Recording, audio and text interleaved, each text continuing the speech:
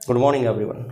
पिछले क्लासेस में हम देख रहे थे प्रोनाउंस एंड देयर टाइप्स। हमने देखा था कि जो प्रोनाउन है ऐसे शब्द हैं जो नाउन की जगह यूज़ होते हैं, इंस्टेड ऑफ नाउन यूज़ होते हैं, या हम कहें कि इन्हें सब्स्टिट्यूट ऑफ नाउन भी कहा जाता है। और हमने इनमें जो सबसे पहला टाइप्स देखा था वो देखा था पर्सनल प्रोनाउन। पर्सनल प्रोनाउन जिसमें 3 तरह के केसेस भी देखे थे, सब्जेक्टिव केस, ऑब्जेक्टिव केस और पजेसिव केस। इसके अलावा जो दूसरा पर्सनल प्रोनाउन के अलावा देखा था वो था रिफ्लेक्सिव प्रोनाउन। ठीक है, ये 2 तरह के प्रोनाउन के बारे में हम पढ़ चुके थे। चलिए देखते हैं इनके अन्य टाइप्स के बारे में, जिसमें जो बचे हुए टाइप्स हैं उनमें सबसे पहला है डिस्ट्रीब्यूटिव, मतलब personal pronoun, reflexive pronoun, distributive pronoun, interrogative pronoun, relative pronoun, indefinite pronoun, demonstrative pronoun, reciprocal pronoun और अंत में एम्फेटिक प्रोनाउन। इनमें से जो मुख्य हैं उनके बारे में बात करेंगे, या जो प्रोनाउंस हैं उनके सभी टाइप्स को पढ़ेंगे, लेकिन जो उनसे संबंधित नियम है उनके बारे में विशेष फोकस रहेगा हमारा। ठीक है, चलिए देखते हैं अगला जो है डिस्ट्रीब्यूटिव प्रोनाउन। आप इसके शब्द से ही समझिए, डिस्ट्रीब्यूट अर्थात क्या होता है? बांटना। चीज़ों को हम बांटते हैं तो वो कहलाता है वितरित करना, वो कहलाता है डिस्ट्रीब्यूशन। तो या तो आप 2 के बीच में बांटोगे या फिर बहुत सारे लोगों के बीच में बांटोगे। तो डिस्ट्रीब्यूशन यदि 2 के बीच में हो तो उनमें कौन सा वर्ड यूज होगा नाउन की जगह, वो कहलाएगा डिस्ट्रीब्यूटिव प्रोनाउन। और 2 के अलावा यदि 2 से अधिक लोगों के बीच में बांटा जाएगा तो जो प्रोनाउन होगा वो कौन सा प्रोनाउन होगा, इनके बारे में चर्चा करेंगे। ठीक है, जो डिस्ट्रीब्यूटिव प्रोनाउन होते हैं सामान्यतः ऐसे वर्ड्स आपने भी सुने होंगे, जैसे ईच, निदर, ईच, इधर, नीदर, एनी, एनीवन, नन, इस तरह के यदि शब्द आते हैं तो वो कहलाएंगे डिस्ट्रीब्यूटिव प्रोनाउन। अब सबसे पहले आप जब भी कोई भी प्रोनाउन के बारे में देख रहे हैं तो उसमें हम सबसे पहले उदाहरण से समझेंगे। उदाहरण से क्या होता है, चीज़ें और भी इजी हो जाती हैं, सरल हो जाती हैं। सबसे पहले देखिए इसके बारे में एक नियम है। जो ये शब्द हैं each, either, neither, any one, any, none, इस तरह के जो शब्द हैं वो कहाँ यूज़ होंगे, इसके बारे में जो पहला नियम है, अर्थात हम कहें कि डिस्ट्रीब्यूटिव प्रोनाउन के बारे में जो पहला नियम है वो ये कहता है कि ईदर या नीदर, ये जो शब्द हैं वो 2 पर्सन या थिंग्स के लिए यूज होंगे, 2 पर्सन या थिंग्स के लिए प्रयोग होंगे। जबकि ईदर की जगह यदि 2 से अधिक हैं पर्सन या थिंग्स तो उसकी जगह होगा यूज एनीवन, और नीदर की जगह यदि 2 पर्सन या थिंग्स से अधिक हैं तो नीदर की जगह यूज होगा नन। देखिए, 2 पर्सन या थिंग्स के लिए जो शब्द यूज होगा वो तो होगा ईदर या नीदर। ठीक है, ईदर का अर्थ होता है इनमें से कोई, और नीदर अर्थात होता है इनमें से कोई नहीं। ठीक है, ऐसे ही यदि ईदर तो 2 पर्सन या थिंग्स के लिए होगा, और यदि 2 से अधिक हैं तो उसके लिए ईदर की जगह एनीवन यूज होगा और नीदर की जगह यूज होगा नन। उदाहरण से देखते हैं, either of them can do this, 2 लोग हैं और उनके बीच में हम ये कह रहे हैं कि तुम में से कोई, either of them can do this, तुम में से कोई यह कर सकता है।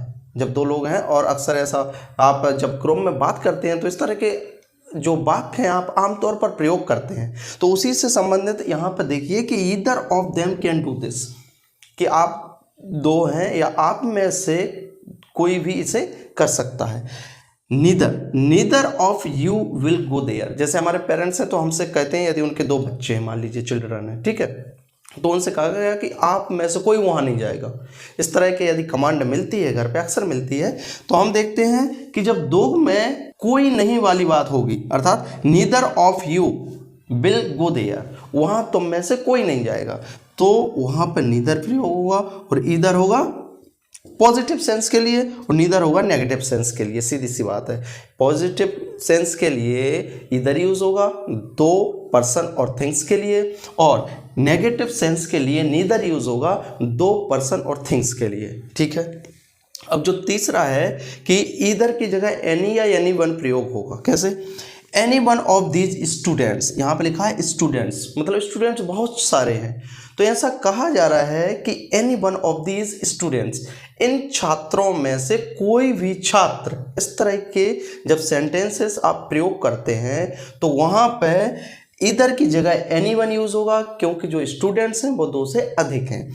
एनीवन ऑफ दीज स्टूडेंट्स, याद रखिएगा स्टूडेंट्स लिखा हुआ है, स्टूडेंट्स मतलब प्लूरल नाउन है, बहुत सारे हैं। Anyone of these students can participate in the program, program में इन छात्रों में से कोई भी पार्टिसिपेट कर सकता है, भाग ले सकता है। तो ये कौन सा हो गया आपका एनीवन, ठीक है। और जो अंतिम है, जो एक प्रकार से हम कहेंगे कि जब 2 से अधिक पर्सन और थिंग्स के लिए हम नेगेटिव सेंस को उपयोग करेंगे तो वहां पे नन का प्रयोग करेंगे। कैसे? None of these boys will enter in the classroom.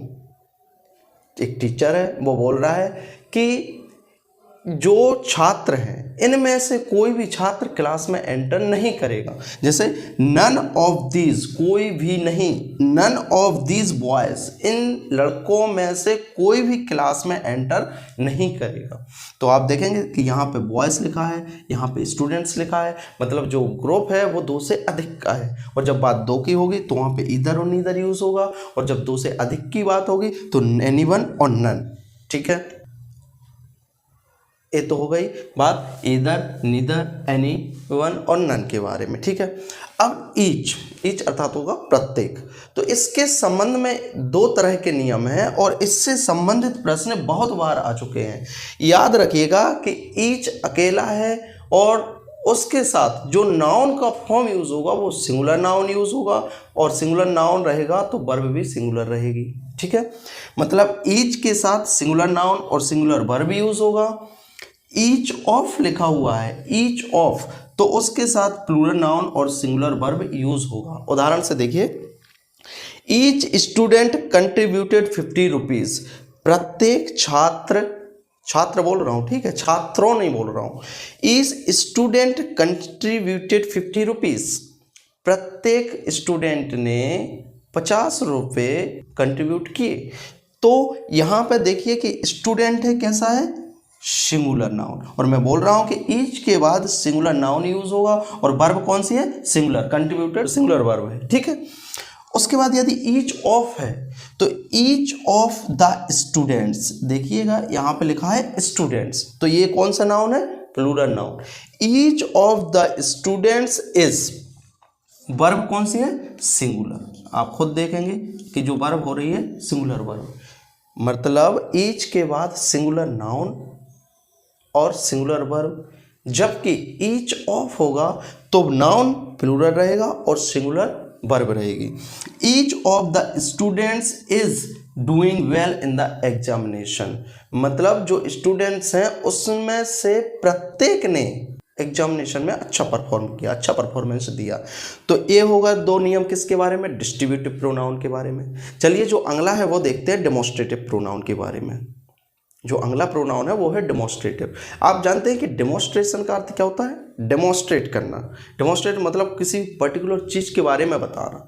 हम कहते हैं यह, हम कहते हैं वह, मतलब पास की चीज़ों के लिए हम करेंगे दिस, और दूर की चीज़ों के लिए यूज़ करते हैं दैट, दिस और दैट। तो इस तरह के जो वर्ड्स हैं वो कहलाते हैं डेमोस्ट्रेटिव प्रोनाउन।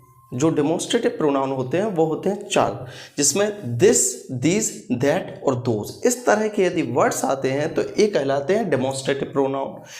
आप इन शब्दों के आधार पर इस बात का अनुमान लगा सकते हैं कि कोई भी जो पर्सन है या थिंग्स के लिए जिसके लिए हम इन शब्दों का उपयोग कर रहे हैं, तो यह शब्द उस वस्तु या उस पर्सन के बारे में डेमोस्ट्रेट करते हैं, बताते हैं पर्टिकुलरली कि किस वस्तु की बात हो रही है। हमने बताया था कि जो 3 तरह के पर्सन होते हैं, जिसमें पहला होता है स्पीकर। यदि स्पीकर के पास वाली चीज़ों को डेमोस्ट्रेट किया जा रहा है तो वहाँ पे होगा शब्द यूज दिस और दीज, मतलब स्पीकर के पास में हम कहेंगे कोई भी चीज़ हमारे पास है तो उसके लिए जो हम वर्ड यूज़ करेंगे वो करेंगे दिस या दीज। और दूसरा, यदि स्पीकर से दूर की बात की जा रही है कि कहीं वहाँ इस तरह से बात हो रही है तो उसके लिए होगा दैट और दोस, ठीक है। जो दिस होगा वो सिंगुलर फॉर्म में यूज होगा और इसका दिस का प्लूरल फॉर्म होगा वो होगा दीज, ठीक है। और जबकि दूर के लिए दैट सिंगुलर फॉर्म रहेगा और दैट का जो प्लूरल फॉर्म रहेगा वो होगा दोस। चलिए देखते हैं पहले नियम के बारे में, उससे आपको और भी चीज़ें क्लियर हो जाएंगी, ठीक है। देखते हैं। रूल पहला ये कहता है कि जो दिस का प्रयोग होगा वो सिंगल पर्सन के लिए या थिंग्स के लिए यूज होगा, एक के लिए, ठीक है। जबकि दिस का प्रयोग होगा एक से अधिक के लिए। जैसे दिस इज नाइस, किसी भी चीज के बारे में चर्चा चल रही है, हम उसके बारे में कर रहे हैं कि ये तो बहुत अच्छी है। माने मैंने कहा this is very nice, marker के बारे में बात चल रही है। जैसे हमने एक चीज भी आपने सुनी होगी, काफी वायरल भी हुई थी कि ए मैं हूँ, ए हमारा व्हाइट बोर्ड है और ए हमारी क्लास चल रही है। इस तरह से एक चीज वायरल हुई थी। तो जो दिस है वो पास की चीजों को सिंगुलर फॉर्म में डेमोन्स्ट्रेट करता है। ठीक है, दिस इज नाइस, आप देखेंगे ये कौन सा है, सिंगुलर फॉर्म, इसलिए यहां पे वर्ब भी हुई है singular. These flowers are beautiful, तो देखिए दीज पास में कोई फ्लावर्स है, उनके बारे में हम कह रहे हैं कि दीज फ्लावर्स आर ब्यूटीफुल।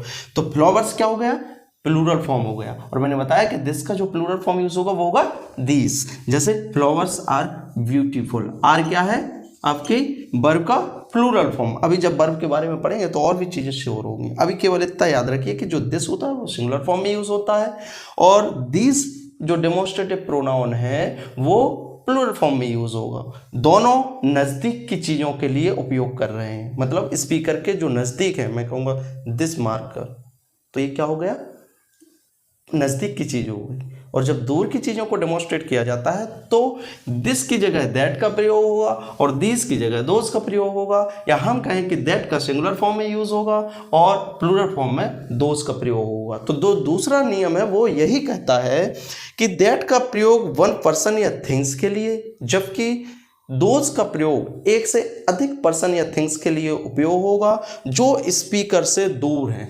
मतलब ए है नियर टू स्पीकर और ए है फार या अवे फ्रॉम स्पीकर, ठीक है, दूर है। तो इसमें एग्जांपल देखते हैं, that boy is my friend, कहीं पे दूर एक लड़का खड़ा हुआ है और उसको देखकर मैं कह रहा हूं that boy is my friend.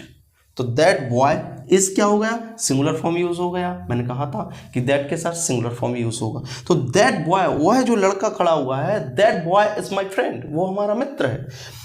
इसके बाद जो दूसरा है वो है दोस्त। तो दैट जो कि सिंगुलर फॉर्म यूज होगा कब, जब ऑब्जेक्ट स्पीकर से दूर होगा। और दोज शर्ट्स आर माइन, दो शर्ट्स, कहीं पे शर्ट्स टंगी हुई है मान लीजिए हैंगर पे, तो हम किसी से कह रहे हैं कि दो शर्ट्स आर माइन, वो जो शर्ट हैं वो हमारे हैं। माइन मतलब ऑनरशिप के लिए माइन यूज होते हैं। तो दो शर्ट्स कैसा हो गया, आर क्या हो गया, दोनों प्लूरल फॉर्म हो गए। ठीक है, तो दोज, दिस, दैट और दिस, ये चार डेमोन्स्ट्रेटिव प्रोनाउन है जो स्पीकर के पास होने पर दिस का प्रयोग करेंगे और यदि स्पीकर से दूर हैं तो उसके लिए दिस। याद रखिएगा दिस और दैट के साथ सिंगुलर वर्ब ही यूज होगी, जबकि दिस और दोस के साथ प्लूरल वर्ब यूज होगी। और वही मैंने बता भी है, जैसे यहाँ पे आर है तो इसलिए क्योंकि फ्लावर्स प्लूरल फॉर्म है इसलिए यहाँ पर आर यूज होगा, और इसी तरह say that boy singular form हो गया तो इसलिए यहाँ पे इज का प्रयोग होगा। ये तो हो गए डेमोन्स्ट्रेटिव प्रोनाउन के बारे में। इसके बाद देखते हैं इंडेफिनिट प्रोनाउन। जैसे डेमोन्स्ट्रेटिव प्रोनाउन पर्टिकुलर चीज को डेमोन्स्ट्रेट करता था, उसी तरह से इंडेफिनिट प्रोनाउन किसी अनिश्चित चीज को डेमोन्स्ट्रेट करता है। जैसे हम कहें एक पूरी क्लास है तो क्लास में मैं कहूँ एनीवन या समवन, या हम कहें कि जो डेमोन्स्ट्रेटिव प्रोनाउन है वो पर्टिकुलर चीज को डेमोन्स्ट्रेट करता है, बताता है, जबकि इंडेफिनिट अनिश्चित चीजों के बारे में बताता है। चलिए देखते हैं इंडेफिनिट प्रोनाउन के बारे में।